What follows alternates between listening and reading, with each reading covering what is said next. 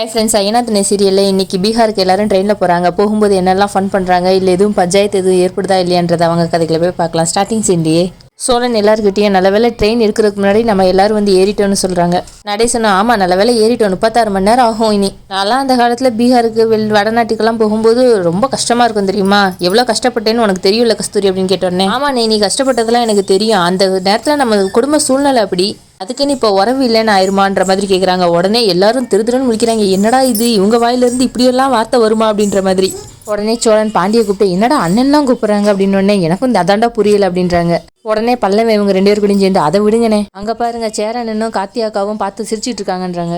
சோழன் என்னத்தை சொல்லன்ற மாதிரி ரியாக்ஷன் கொடுக்குறாங்க. இந்த பக்கம் சேரன் அவங்க அத்தைக்கிட்ட, அத்தை நீங்கள் நிச்சயத்துக்கு வர்றது எனக்கு ரொம்ப சந்தோஷமா இருக்குது, ஆனால் பெரியப்பாவும் வந்திருந்தா இன்னும் நல்லா இருந்திருக்குன்னு சொன்ன உடனே நடேசன் சேர அவன் வராமல் இருக்கிறது தாண்டா ரொம்ப சந்தோஷமா இருக்கும் அப்படின்றாங்க. உடனே கஸ்தூரி அண்ணனை திட்டாட்டினா உனக்கெல்லாம் தூக்கமே வராதே, பேசாமல் திட்டாம இரு அப்படின்றாங்க. நடேசன் ஆமா பெரிய அண்ணன், சும்மா சும்மா அவனுக்கு சப்போர்ட் பண்ணாத, அதனால தான் அவன் அப்படி இருக்கான் அப்படின்றாங்க. உடனே நிலா சண்டை போடாதீங்க அமைதியா இருங்க அங்கிள் அப்படின்னு சொன்னோடனே உடனே சேரனோட அத்தை அடே நீ வேற நிலா, எங்க அண்ணன் எப்பயுமே என்கிட்ட இப்படிதான் பேசும், எனக்கு இது பழகிருச்சுன்ற மாதிரி சொல்றாங்க. பல்லவன் இங்க பாண்டியை பார்த்து அண்ணன் எனக்கு ரொம்ப பயமா இருக்குன்னு இவங்க 2 பேரும் பாக்குறத பார்த்துன்னு சொல்லும்போது பாண்டியும் டே நம்மள மீறி எதுவும் நடக்காது பாத்துக்கலாம்டா அப்படின்றாங்க. அந்த நேரத்துல சந்தா சேரனுக்கு கால் பண்ணி என்ன எல்லாரும் கிளம்பிட்டீங்களா, யாரெல்லாம் வரீங்க அப்படின்னு சொல்லி கேட்டோன்னே எல்லாருமே தான்ப்பா வரோம், ஏன் அப்படி சந்தேகமா கேட்குற, இரு வேணும்னா நான் எல்லாரையும் ஃபோட்டோ எடுத்து அனுப்புறேன்னு சொல்லிட்டு ஃபோட்டோ எடுத்து அவங்களுக்கு அனுப்பி வைக்கிறாங்க.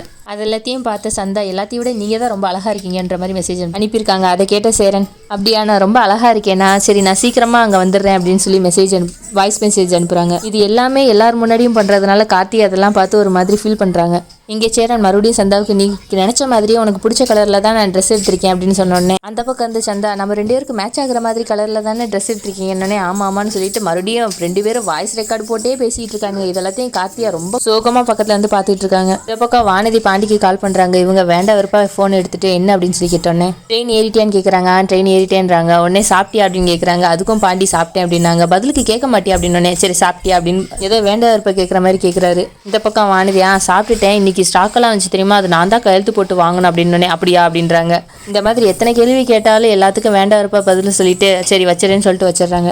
இந்த பக்கம் எல்லாரும் கூடயும் உட்காந்துருந்தேன் நடேசன் என்னாலலாம் ரொம்ப நேரம் இப்படியே உட்கார முடியாது, நான் ஏதாவது குறிக்கிறதுக்கு வாங்கிட்டு வரேன்னு சொல்லிட்டு போறாங்க. இந்த பக்கம் வானதி பாண்டி கூட பேசிட்டு வர்றதுக்கும் நடேசன் வர்றதுக்கும் கரெக்டா இருக்கு. 2 பேரும் முட்டிக்கிறாங்க. அதுக்கப்புறம் நடேசன் போய் கதவு கிட்ட நின்ன உடனே பாண்டி விழுந்துரு எதுவும் போறீங்க, நிச்சயம் வேற இருக்கு, கை கால் எதுவும் முறிஞ்சிச்சுன்னா என்ன பண்ணுவீங்க அப்படின்னு சொன்னோடனே நடேசன் இப்போ நிச்சயம் முடிஞ்சதுக்கு அப்புறம் நான் கேடு கெட்டு போனாலும் பரவாயில்ல அப்படின்னு உடனே பாண்டி நான் எங்க அப்படி சொன்னேன், கதவு பக்கத்தில் நிற்க வேணா கொஞ்சம் உள்ள வந்து தள்ளி நில்லுங்களேன்னு தானே சொன்னேன் அப்படின்னதுக்கு நடேசன் இந்த கதவு கிட்ட நிற்பேன், என் படியில கூட உட்காந்துட்டு போவேன், அது ஏன் ஜௌரியம், நீ உன் வேலையை பார்த்து உள்ள போட அப்படின்றாங்க. உடனே பாண்டி நீங்க என்ன சொல்றதை கேட்கறாளா, என்னமோ பண்ணுங்கன்னு சொல்லிட்டு உள்ள போயிடுறாங்க. அப்போ நடேசனோட தங்கச்சி அவங்க கிட்ட வராங்க. அப்போ அவங்க அண்ணன் கிட்ட கஸ்தூரி என்னென்ன தமிழ்நாட்டை தாண்டிட்டோமான்னு சொல்லி கேட்கறாங்க. உடனே அப்பயே தாண்டிட்டோம் அப்படின்றாங்க. இப்படி 2 நாள் ட்ரெயின்ல போறேனே தெரியலன்னு சரிண்ணே நான் உள்ள போறேன்ட்டு போறாங்க. அப்போ நடேசன் கஸ்தூரியை கூப்பிட்டு இல்ல கார்த்தியாக வாழ்க்கையில என்னதான் நடக்குது, ரொம்ப நாள் அவ வீட்டில் தான் இருக்கா போலன்னு சொல்லி கேட்டதுக்கு கஸ்தூரி அதுக்கு அதை ஏன்னே கேட்குற, நல்லவன் நினச்சி ஒரு கெட்டவன் கையில் நாங்கள் பிடிச்சி கொடுத்துட்டோன்னே, பாவனை அவள் ரொம்ப டார்ச்சர் அனுபவிச்சுட்டா, அதனால தான் நாங்கள் நம்ம வீட்டுக்கே வந்துடுன்னு சொல்லி கூப்பிட்டுட்டோம், இப்போ அவங்க டிவோர்ஸ் வேறு வேணும்னு சொல்லிட்டு இருக்காங்க, அவள் வாழ்க்கை இப்படி போகும்னு நாங்கள் கொஞ்சம் கூட நினைக்கலன்னே அப்படின்றாங்க. உடனே நடேசன் பேசாமல் நீ கார்த்தியாவை சேரனுக்கே கல்யாணம் பண்ணி கொடுத்துருவாங்க, 2 பேரும் சிறப்பாக வாழ்ந்துருப்பாங்க, இப்போ பாரு 2 பேரோட வாழ்க்கையும் வேறு பக்கம் ஒரு மாதிரி போயிடுச்சு அப்படின்றாங்க. உடனே அவங்க தங்கச்சி என்னென்ன பண்ணுறது எல்லாம் விதினே அப்படின்னு சொன்னோன்னே நடேசன் எல்லாம் விதின்னு சொல்லாதவன் புத்தி எல்லாம் நீயும் அண்ணனும் சேர்ந்து ஊர் உலகத்திலே இல்லாத மாப்பிள்ளைன்னு சொல்லி தேடி கண்டுபிடிச்சி ஒரு ஐயக்கனுக்கு போய் கல்யாணம் பண்ணி கொடுத்துருக்கீங்க, என்னத்த சொல்கிறது அப்படின்னு திட்டுறாங்க. அதெல்லாத்தையும் கேட்டு அவங்க அழுதுகிட்டே இருக்காங்க.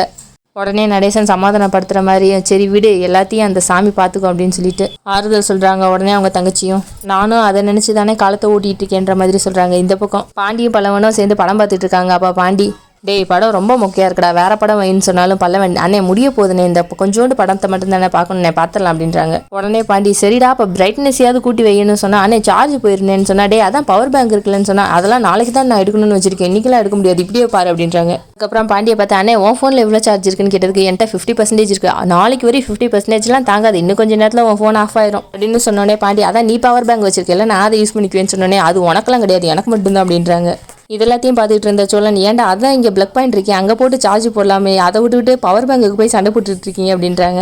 உடனே பல்லவன் ஆமாம் இல்லை இங்கே பிளக் பாயிண்ட் இருக்குல்ல அதையே நாங்கள் பார்க்கல கவனிக்கலண்ணே தேங்க்ஸ்ண்ணே அப்படின்றாங்க. அதுக்கப்புறம் பாண்டியை பார்த்து அண்ணே உன் ஃபோனில் சார்ஜ் இறங்கிடுச்சுன்னா ஒன்றும் பிரச்சனை இல்லை, என்னோட பவர் பேங்க் எடுத்துக்க நான் பார்த்துக்கிறேன் அப்படின்றாங்க. உடனே பாண்டியம் என் மேலே உனக்கு எவ்வளோ பாசம் அப்படின்னு கிண்டல் பண்ணுறாங்க.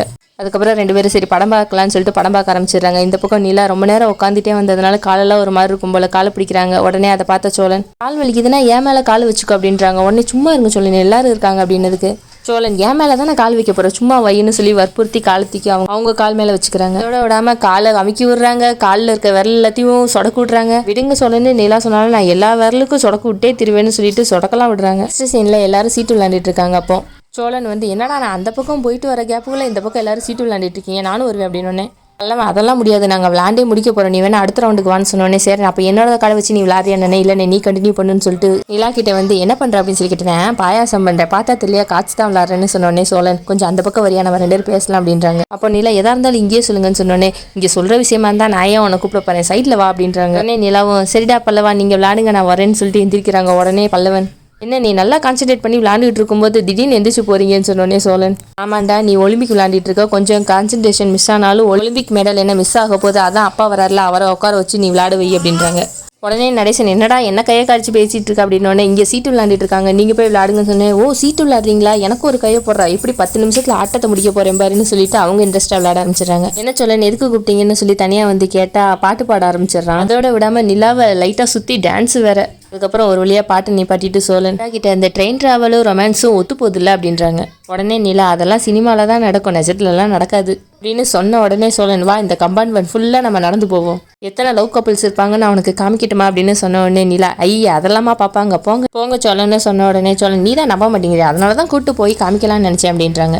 உடனே நிலா, இதை சொல்கிறதுக்கு தான் கூப்பிட்டீங்களா, போங்க சோழன் நான் போகிறேன் அப்படின்னு சொன்ன உடனே சோழன் போகாத மாதிரி கையை வச்சு பிளாக் பண்ணிட்டு, இனிமேல் நீ உன்னால் போக முடியாதே, நான் தான் உன்னை லாக் பண்ணிட்டேன்னு சொன்ன உடனே நிலா, பப்ளிக் பிளேஸில் என்ன பண்ணுறீங்கன்னு சொல்லி கேட்ட உடனே சோழன் அதுக்கு, என்னோட கை விரல் கூட உன் மேலே படாமல் தானே பேசுகிறேன், அப்புறம் என்ன அப்படின்னு சொல்லிட்டு, இதே ட்ராவலில் நம்ம ஃபேமிலியோட போகாமல் நம்ம 2 பேரும் மட்டும் தனியாக போயிட்டு 2 பேரும் சிரித்து பேசிகிட்டே போனால் எப்படி இருக்கும் அப்படின்றாங்க. உடனே நீங்கள் அப்படி கேட்டா அப்படின்னு சொல்லி யோசிக்கும் போதே சோழன் வேகமாக, என் கூட வந்தால் மொக்கையாக இருக்கும், போர் அடிக்கிற மட்டும் சொல்லக்கூடாது அப்படின்றாங்க. உடனே நிலா, நான் அப்படியெல்லாம் சொல்ல வரலையே, நம்ம 2 பேரும் தனியாக போனால் நல்லா தான் இருக்குன்னு தான் சொல்ல வந்தேன் அப்படின்னோடனே, உண்மையாகவே என்ன அப்படிதான் சொல்ல வந்தேன் அப்படின்றாங்க.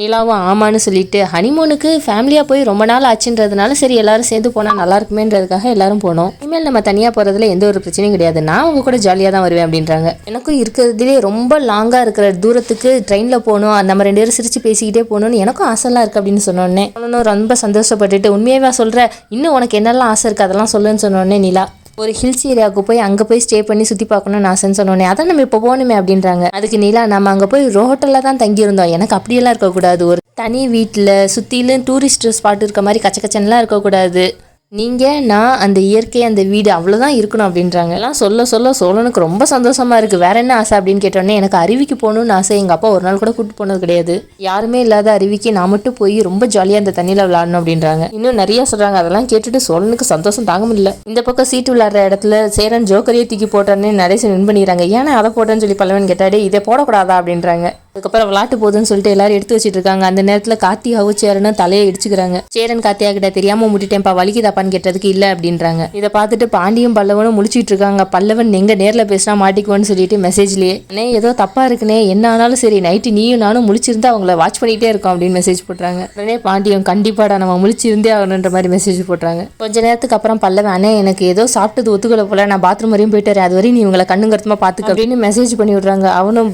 ஓகே அப்படின்னு சொல்லிட்டு மெசேஜ் பண்றான். இந்த பக்கம் சேரன் நிலா கிட்ட, இந்த மாதிரி எக்ஸைட் ஆகி பேசிட்டு இருக்கும்போது உன் கண்ணெல்லாம் பிங்க் கலர்ல மை ரொம்ப கியூட்டா இருக்கு அப்படின்றாங்க. அதுக்கு நிலாவும், என் கண்ணை பிங்க் ஆகுறது எப்படி எனக்கு தெரியும், நான் எப்படி பார்க்க முடியுன்றாங்க. உடனே சொல்லணும், எனக்கு தெரியுது அப்படின்னு சொல்லிட்டு கிஸ் பண்ணிடுறாங்க. அந்த நேரம் பார்த்து பல்லவன் வந்துடுறான். நல்ல வேலை அவன் எதையும் பார்க்கல, நீங்க என்ன இங்க பண்றீங்க அப்படின்னு சொல்லி கேட்கறான். உடனே சோழன் பதிலுக்கு, நீங்க என்னடா பண்றேன்னு கேட்டதுக்கு, நான் பாத்ரூம் வந்தேன் அப்படின்றான். உடனே சோழன், பாத்ரூம் பக்கத்துல தான் இருக்கும் நல்லா தெரியுது, இருந்தாலும் ஏன்டா இந்த பாத்ரூமுக்கு தான் வரணுமா, அங்கிட்டுலாம் போக மாட்டியா அப்படின்னு சொல்லி கேட்டதுக்கு பல்லவன், அதுக்கு நம்ம கம்பார்ட்மெண்ட் பக்கத்தில் இருக்க பாத்ரூமுக்கு வராமல் இன்னும் 4 கிலோமீட்டர் தள்ளி இருக்கிற பாத்ரூமுக்கானே போக முடியும் அப்படின்னு அவன் பேசிட்டு இருக்கும்போதே பல்லவன் வந்து, ஏன்டா பாத்ரூம் போகிறதுக்கு உனக்கு என்ன இவ்வளோ நேரமா அப்படின்னு சொல்லி கேட்டுட்டே வராங்க. பார்த்தா இந்த பக்கம் இவங்க 2 பேர் நின்றுட்டு இருக்காங்க. அதை பார்த்த பாண்டிக்கு என்ன பதில் சொல்லனே தெரியல. பல்லவன் கம்ப்ளைண்ட் பண்ற மாதிரி, பாருனே பாத்ரூம் போகிற வழியில் உட்காந்துட்டு நின்று ரொமான்ஸ் பண்ணி பாதையை மறைச்சிக்கிட்டு இருக்காங்க அப்படின்றாங்க. நிலா, டே ரொம்ப ஓவரா பண்ணாதரா அப்படின்னு சொன்னேன். அண்ணி நான் உங்களை போய் சொல்லுவேன்னா, சோழன் தான் சொன்னேன் அப்படின்றாங்க. அதோடய விடாம, சோழன் அண்ணன் உனக்கு கொஞ்சமாவது பொறுப்பு இருக்கா, நாங்கள் என்னடானா அங்கே சேரன் அண்ணனுக்கும் காயத்ரி அக்காக்கும் ஏதோ ஸ்பார்க் ஆயிருமோன்னு சொல்லி நாங்கள் பயந்துட்டு இருக்கோம், நீ என்னடானா இங்கே பொறுப்பு இல்லாமல் இருந்துட்டு இருக்கு அப்படின்னு. அதான் நீங்கள் அந்த வேலையை பார்த்துட்டு இருக்கீங்களே, இதுக்கு நான் வேற வரணுமா அப்படின்னு கேட்குறாங்க. அதோட விடாமல் பேசாமல் அவனை கூட்டு போயிடுறா, நேரங்காலம் தெரியாமல் இருக்கான் அப்படின்னு சொன்னோன்னே உடனே பாண்டிய, வாடா அப்படின்னா நான் பாத்ரூம் பண்ணுமேன்றாங்க. வாடா அந்த பக்கம் போய்க்கலாம்னா எனக்கு துணைக்கு நீ வருவியாடனோடனே, சரி வரண்டா வாடான்னு இழுத்துட்டு போயிடுறாங்க. அவங்க போனதுக்கப்புறம் சோழன் நிலா கிட்ட பாத்தியா இதுக்கு தான் நம்ம 2 பேரும் தனியாக வரலாம் அப்படின்னு சொன்னேன் அப்படின்னதுக்கு நிலா சேர எனக்கு நிச்சயத்துக்கு நம்ம 2 பேரும் தனியாக போகணுமா அப்படின்னதுக்கு இப்படி சொல்லல வேற ஒரு நாள் நம்ம 2 பேரும் தனியாக போகலாம்ல அப்படின்னு சொன்னதுக்கு கவலைப்படாதீங்க நம்ம இனிமேல் அடிக்கடி போகலாம் நானே உங்களுக்கு நிறைய இடம் சஜஸ்ட் பண்ணுறேன் அப்படின்னு உண்மையாவே அப்படின்றாங்க. அதுக்கு நிலாவும் ஆமா அப்படின்னு சொல்லிட்டு 2 பேரும் சிரிச்சு பேசிட்டு இருக்கிறதோட எபிசோட் முடியுது. எபிசோட பற்றி நீங்கள் என்ன நினைக்கிறீங்கன்றத கமெண்ட்ல சொல்லுங்க. அப்படியே ஒரு சப்ஸ்கிரைப் பண்ணிடுங்க. நாளைக்கு எபிசோட நாளைக்கு பார்க்கலாம். Bye friends.